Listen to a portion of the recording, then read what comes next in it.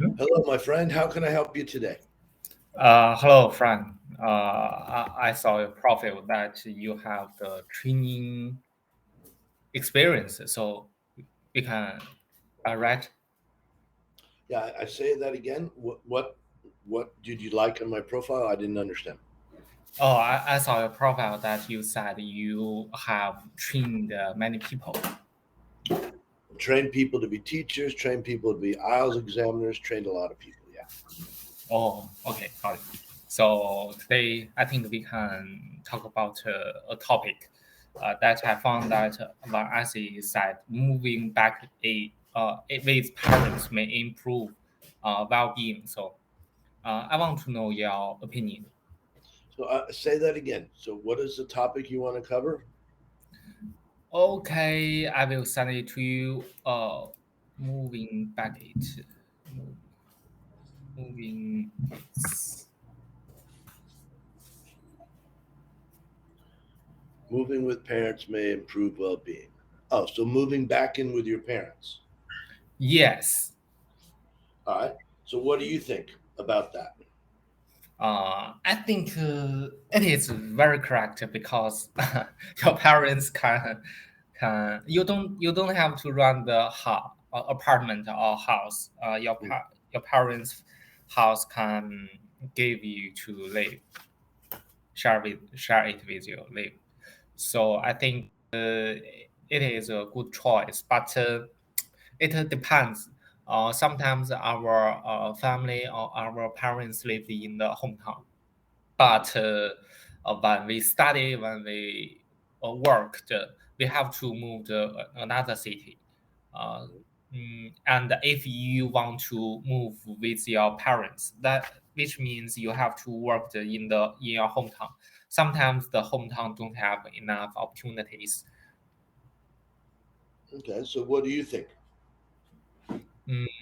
I think depends on the optimistic opportunity. Depends on the opportunity. If you have a better opportunity, you will calculate the costs and the income. Income minus costs is greater than uh, you lived with your parents. Then I think it is not a good choice. All right. So what about you? You live with your parents? No, I lived my own because my parents lived in the small city. In the small city, there don't have big company. There don't have enough opportunities. Hmm. So what kind of work do you do? I worked in an international company. I can remote now. Okay. Um, what are the pros and cons of remote working? What do you think? Oh, the pros is very clearly. I don't have to spend time in communicate. I don't have to take the subway, and I will save lots of time. Especially, I used to work in Beijing. In the morning, I will spend 30 minutes to go to the office, and at evening, I have to spend another 30 minutes back home. But now I work remote. I don't have to waste the 1 hour one day. Yeah. On Yeah. the other hand, every day I will save 1 hour to learn English or learn code. Mm, Okay. Good. but the cons it's also obviously because you work alone. You don't have others to communicate with you, and especially in now we should work with others so that we can create our own business. But we always talk online. We only focus on the work. 30 minutes focus on one thing. We don't have enough time to deep communicate with others. For example, life, friends, attitude, and their their ideas. We don't have time to do that. So the cons is you don't never exactly know what your colleagues is. Mm. Um, so you like working remotely? For now, I like working remotely, because the house in Beijing is very expensive, but the rent price in other city is cheaper. No, I mean, I live in the Philippines. I lived in China for more than 25 years. I lived in Beijing for 17 years. um, I'm familiar with overcrowded subways. I'm familiar with traffic jams. I'm familiar with everything that would happen in Beijing. Um, I mean, I teach online. So I teach on Cambly. I teach on a couple of other places.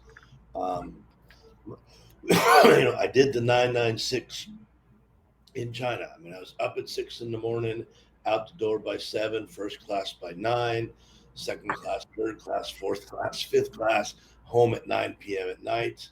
I did that. I don't want to do that anymore. Now I live in the Philippines. Okay. Philippines is cheap. I can get good food. Um, Food is good. I get up from my bed. I take 5 steps to the bathroom. I come back. I sit at my desk, comb my hair, whatever, and I'm ready for the day. Um, I like it, but you're right. The isolation can be a problem to overcome. I lived in the Philippines since October. Before that was Vietnam, Thailand, Kazakhstan, Turkey, Mexico. I've lived in a lot of places. Uh, Here, I found a group of people that are kind of nice and friendly, and I can talk to them. But even the other day, I mean, I go to this little shop in the Philippines. They have these little shops on the end of a house, um, and the other day I said, "Look, I got to get out of here." And they said, "What do you mean?" I said, "I need to see a different change of scenery. I've been in the same little shop for the last every day for the last 3 weeks. I need to see something new." And I said, "Is there a bar? Is there a restaurant? Is there?" And they didn't know because they don't leave the neighborhood. And so I walked, and I'm standing there in the middle of a street. A young boy comes, a young boy, maybe 14, 15 years old, comes up to me and, "Sir," he said, "Sir, can I help you?" And I said, "Where can I eat? Where can I get a cold beer?" He laughed. He said, pointed, right, this store you're in front of, you can get cold beer. The people are nice, and the restaurant is across the street. And that's what I did. I went into the store, introduced me to the manager. The owner introduced me to, or the manager introduced me to the owner, which was his wife. Um, and then there was 2 girls sitting there that were from university. I talked to them a little bit. 2 other boys came in. The boys 20 something came in. I asked the lady, the owner of the store, I said, "Can I buy your husband a beer?" She said, "No." And I said, "Why not? He's being helpful. I want to buy him a beer." "No, he's not allowed to drink." And then the 2 boys, can I buy the 2 boys a beer? And they said, yeah. She said, "Yes, you can buy them beer, but you can't buy my husband beer." Fair Why? enough. And she just didn't want him to drink. It was like 4 o'clock in the afternoon. And I said, it's afternoon. He can have a beer. She said, "No, he can't." And the husband just looks, embarrassed because his wife's telling him, "No, no, no." And, but again, you need, at least I need that dynamic of interacting with people, um, to have a different kind of conversation because, you know, I did online teaching in Turkey, and that's all I did. Um, Turkey's not a friendly country. They don't. The men aren't happy. The men are aggressive. The men want to fight, and the women are angry because the men are stupid. So it's difficult thing. So yeah, the interaction is what I need. Yeah, yeah. Me too. I think so. Yeah, I mean, the more set up a time. It's very easy when you're working online or remotely, whatever you want to call it, is to, "Oh, I can do this, I can do this, I can do this." and you can, but then it's suddenly it's no different than working at an office, um, except it's longer hours, with less interaction. I think people are social animals. I mean, like lions, like chimpanzees, like birds. We do better in a group. We're not tigers. We're not leopards.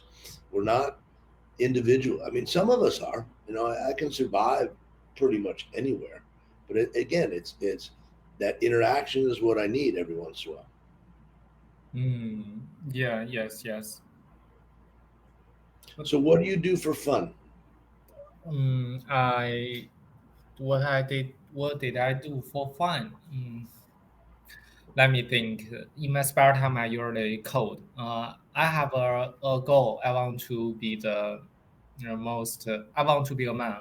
Can speak fluency English, can code very fast, and can realize many ideas by coding. So in my spare time, I love learn code and learn English. I think that's my fun. And if I after learning, I will watching the cartoon. I love Chinese cartoon. Hmm. That's all. Watch Chinese cartoons. I mean, I get a lot of people that watch anime, Japanese stuff, but why Chinese? Chinese is 3D model. For example, I only know Chinese, but I don't know English how to say. Whatever. Hold on, let me look. These two cartoons, the first cartoon is based on uh, it's a it's draw the only cartoon, but the second cartoon is based on an story, Hmm. fiction story, not fiction, just the story. Okay. And why do you like these? For the first, you will find the logistic is very good. For example, the scenario in the first season, you will find it in the sixth season, and black, just like the American TV, the logistic is very close and very good. For the second one, you will find the actor, the main, uh, the actor. I don't know how to say 主角. Actor has an ambition to do the good things. Okay. He work hard and very talent. He can think about everything and he can combine with others and defeat their army. I just put in, if you like cartoons and you want to understand American culture, or even Western culture, it's a cartoon called The Simpsons. Mm. It's made in Korea, but it's an American television or cartoon. It's been running almost 30 years. It's the longest running cartoon ever, Oh, and so take a look at it. Um, I'm sure you can get subtitles, whatever. It's not a problem, but it's funny. It makes fun of American culture, but mm. it's a very clever cartoon because oftentimes they predict the future. They said in a cartoon years before that Donald Trump would be president. Everybody said this is crazy. Then he became president. So it's very well done.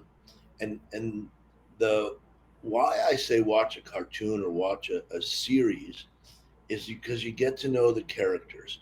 In this particular series, Homer is the husband, who's lazy and a little stupid. Marge is the wife, who's a typical wife. Um, Bart is the bad boy. He always gets in trouble. The girl is Lisa. She's very smart, number one in her school. Da, da, da, da. And then the baby, Maggie. Um, and then you get to know the different characters. And I you got time, take a look at The Simpsons. It'd be different for you. It's funny. Um, it's adult humor. I mean, it's not dirty or something, but it's sophisticated humor. It's not slapstick humor. Okay, got. I want to know that you lived in many country. I think you said you lived in China for 17 years, I lived in China 25 years. 25 years. Wow. Have you ever had a bad experience with a land labor or roommates? No, I didn't have roommate problems. I had employee problems. I had student problems. I mean, I went there. Your government asked me to go uh, in 1989. If your memory is pretty good, you realize 1989 there was a little problem in Beijing and Tiananmen Square. Um, Wow. we can't we can't speak that. um, but so everybody was leaving China. I called the Chinese consulate in San Francisco and I said, "Look, I want to go to China. How do I get a visa?" And the guy on the phone laughs. He said, "You want to go to China?" I said, "Yeah." He goes, "You realize many people are leaving China." I said, "That's why I want to go." I said, "If they're leaving, then maybe there's an opportunity." And he laughed, but this is 1989. This is before the internet, before cell phones, before everything. Okay. I didn't give him my number. The next day, he called me back. I don't know how he got my number. I don't want to know how he got my number, but he had my number. He called me back. He said, "The Chinese government would like to sponsor you to teach in China. You can teach geography, history, and English. Um, Government will pay for the plane ticket. Government will pay for your accommodation and your food." Um, he said, "You need some time to think about it." I said, "No, I'm in. I'm in. Let's go." And so within a week, I was in Beijing, in Tiananmen Square. Um, and then I was in Xi'an for 2 years. Um, and then I lived off and on in Beijing for 17 years, and I lived in Guangzhou for 6 years. Oh, so you went to Beijing in 1989? Mm. Wow. Okay, got it. I also lived in Xi'an for 4 years because my university was in Xi'an.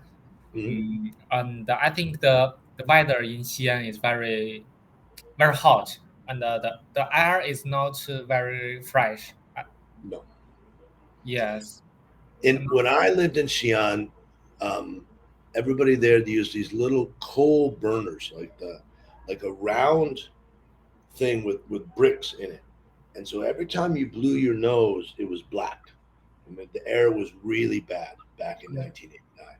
Um, yeah, but in 1989 there were very few cars, a couple of taxis, and really old buses.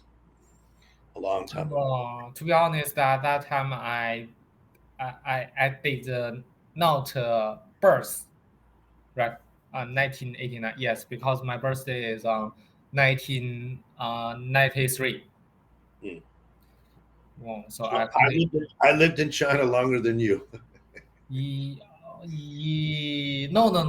You lived in China from 1989 to 1989 plus 17, 8, No, 6.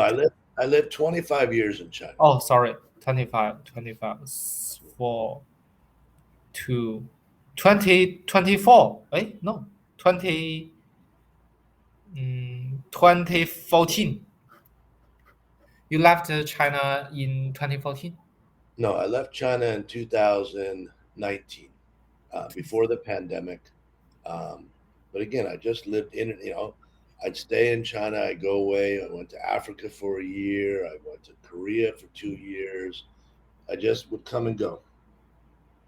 Mm, but you went to China in 1889.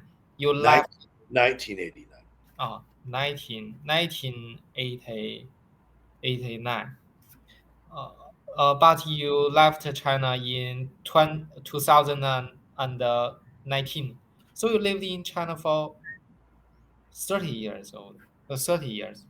Now, I led in and out. I mean, I would stay in Beijing for a while, then I would go somewhere else. So I went to Africa for a year. I went to Korea. I went to Scotland. I went to New Zealand. Then I came back. Oh God, that makes sense. It's a good choice left China in 2019. Yeah, but yeah, it's a good choice to leave. And again, people say, "Well, Ricky, why would you stay in China so long?" And I said, "Opportunities." I set up a real estate company in Beijing. I set up an educational agency where we send children to Ireland to study English. I did a lot of things. I watched China grow up. From when I went to China, North Korea was more developed than China, literally. Okay, China, now is China from 1989 was a poor developing country. Now China is China, whatever you want to call it. I watched China grow up from the inside. And Yeah. people say, Ricky, well, blah blah blah. What? And I said the most disappointing for me. I went to Shenzhen before it was Shenzhen.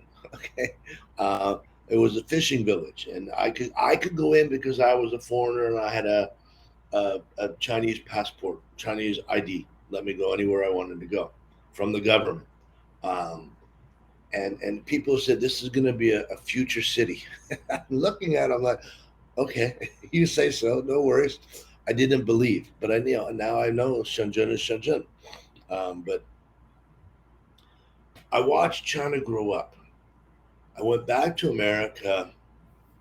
Nothing had changed. Nothing. Nothing had changed from when I left. And so that was disappointing for me. But yeah, Okay. I lived in Shenzhen for 2 years. I know Shenzhen. When I went to Shenzhen, the year is 2017. When I left Shenzhen, the year is 2019.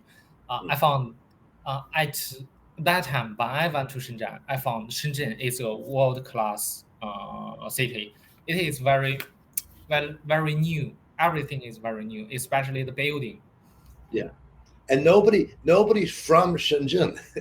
Everybody's from everywhere else in the world, and 70% of the population is female. 30% is male, and so if you want a girlfriend, go to Shenzhen. Um, but yeah, it's a rich city. It has no real history.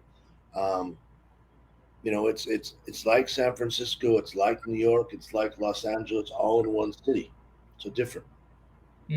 Yes, it don't have any barrier. He don't need to follow the traditional laws uh, Hmm. in China. Mm, sh- but I found that Shenzhen, yes, like you said, the Shenzhen don't have history. But the good thing is that Shenzhen don't have to follow any steps. Yeah. Shenzhen has been given all the liberties to grow as it will. Um, so Shenzhen is truly a Chinese city. Shanghai has roots in the European countries. Beijing is Beijing. Shenzhen is different. Shenzhen is just completely different. Yes, I agree with you. Beijing, you will saw um, lots of different people. Their age is a little older. But Shenzhen, when you walk on the street, everyone, their Is age is about 20 to 30 years old. Yeah, everybody's young. Most of the women, I think it's 60 or 70% of the population are women. Nobody's from Shenzhen. They're from everywhere else in China. So it's a true cosmopolitan city for China. Um, and it's got everything. Everything you could ever want is in Shenzhen. And the apartment price is from 8,000 to 8,000, 100,000. Yes, 100,000 yuan per meter square. Square meter, per square meter, yeah. Wow, that's unbelievable. Well, no, it is unbelievable. Right now, if you go to Thailand, you're going to pay about 10,000 US dollars per square meter. Um, in Cambodia, you can pay for 1,000 per per square meter. Um, yeah, everybody's different. Phnom to buy property in Cambodia right now is a very good idea, I think, because Cambodia wants to be the Asia Shenzhen. Cambodia. I will search. Could you type the name for me? Cambodia. Cambodia. Oh, Cambodia. Okay. Which city do you think is the best choice? If you're going to buy something in Phnom Penh, the capital. The capital, Cambodia. Yeah, Phnom Penh. Capital, but I think Cambodia is not organized, right? No, but it's being more and more driven by Chinese. More So and more driven by yeah, China. yeah. Chinese are invested heavily. Chinese has invested in the government heavily. So wherever Cambodia is going to go, it's going to be because of China. Okay. The Phnom Penh will become the next Shenzhen. I think so. I think Um, so. I agree you know, with you. I it's a will. risk. It's a risk, but I think it's going to be the next Shenzhen because it's getting tons of money. China is building a navy shipyard, building military bases. It's got finance. It's driving the real estate bubble. Now, again, the real estate is a bubble. Thailand is Thailand. Vietnam is Vietnam. But if I were a young guy, I would invest. You know, did I invest in Chinese real estate back in the day? No. Should I have? Maybe. But your real estate was a different concept to me. Real estate in Cambodia makes sense. It's gonna grow. It has to grow. Okay, I will because I never go abroad. So Mm. my plan is to go to Thailand and Cambodia, but I don't know which one is best. Some people told me that Thailand is better because Thailand is organized and very safe. I saw some movies. They said Cambodia is a little dangerous, so I'm afraid that. Oh, Cambodia's got a rough history. It does. I mean, they did some really horrible things. The leader there was Pol Pot, and he killed a third of the population. In ratio, he killed as many people as Chairman Mao did, but in a much smaller country. Um, Cambodia is corrupt, very corrupt, but most Southeast Asian countries are. I live in the Philippines. Philippines is very corrupt. Um, Thailand less though, but also corrupt. It's every country has pros and cons, advantages and disadvantages. Yeah, I think you are right because you went to China in 1989. It's a good choice at that time. So I think your next choice will be also better, also good. I hope so. I'm in the Philippines right now. I'm just kind of laying low, um, regrouping, and where I go next, I don't know. Okay. Really. Okay. Time is so fast. Have a good day. You too, my friend. Enjoy your life. Good luck to you. Good luck to you. Bye. I wish you all the best, mate.